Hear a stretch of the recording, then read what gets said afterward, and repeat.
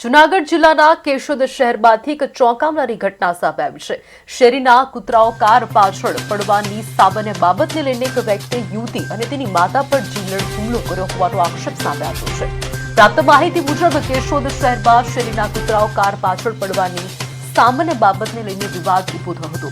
આ વિવાદ બાદ કેશોદના ડોક્ટર R.M. પટેલ દ્વારા 24 વર્ષની યુવતી અને તેની માતા પર લાકડી વડે હુમલો કરવામાં આવ્યો હોવાનો ગંભીર આક્ષેપ કરવામાં આવ્યો છે। આ ઘટનાના પગલે વિસ્તારમાં ચકચારી મચી ગઈ છે અને સમગ્ર મામલે પોલીસ સુધી ફરિયાદ પહોંચતા તપાસ હાથ ધરવામાં આવી હોવાનું જાણવા મળ્યું છે।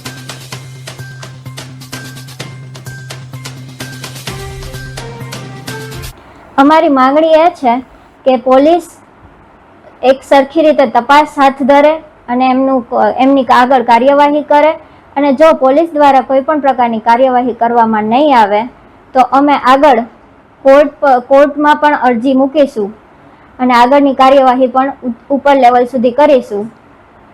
આ રીતે કોઈ પણ વ્યક્તિને મારવાની અને મારી નાખવાની ધમકી આપી આટલી હદ સુધીની ગાળો બોલવાની શું ગમે તે વ્યક્તિને છૂટ મળી ગયેલી છે। અમારી માંગણી એ